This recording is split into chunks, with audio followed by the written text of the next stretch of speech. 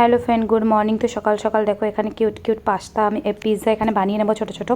তো লাড্ডু সবসময় এই পাস্তাটা খুব পছন্দ করে, আর স্কুলে দিলে ওর ফ্রেন্ডরাও ওর থেকে বেশ ছিনিয়ে নিয়ে খেয়ে নেয়। ওই জন্য এবার আজকে একটু বেশি কোয়ান্টিটিতে বানিয়ে দেবো, কেন কি আজকে ওদের স্কুলে আছে পিকনিক।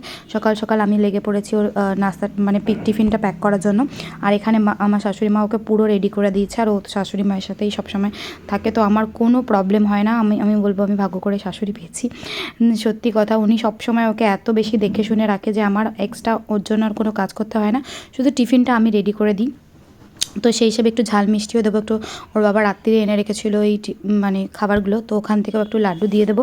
আর এটা আমি একটুখানি 2 মিনিট মাইক্রো ওভেনে জাস্ট ঘুরিয়ে নেবো, তাহলে ওটা একটু ক্রাঞ্চি ব্যাপার হয়ে যাবে। আর তার সাথে আমি একটু চিলি ফ্লেক্স অরিগানো দিয়ে দেবো ফ্লেভারের জন্য। বাদবাকি যে ক্যাপসিকাম পেঁয়াজ এগুলো দিলে আমার ছেলে একদমই খেতে পছন্দ করে না, আর ছোটো বাচ্চারা যেই হিসাবে বলে সেই হিসাবে না বানিয়ে দিলে একদমই খাবে না। তো আমি ওপরে চলে এসেছি, এখানে একটু মাইক্রো ওভেনে 2 মিনিট চালিয়ে নেবো, তারপরে এখানে টিফিনটা রেডি করে নিলাম। আজকে ওদের স্কুলে যেহেতু পিকনিক করাবে, তো এই হিসাবে একটু বেশি করে দিয়ে দিলাম। তো আরও বাচ্চাদের সাথে শেয়ার করে খেয়ে নেবো, ওর ফ্রেন্ডরা ওগুলো খুব বেশি পছন্দ করে। তো তারপরে আজকে বলেছে যে সান্তা ক্লসের ওই ক্যাপটাও পরে আসতে, তো যাই হোক রেডি করে দিয়েছি, সব কিছু রেডি আজকের জন্য ওর। আর আজকে কোনো ইউনিফর্ম পরে যেতে বলেনি। তো ছোট্ট ব্লগটা কেমন লাগলো তোমরা প্লিজ জানিও। গুড মর্নিং সবাইকে, বাই।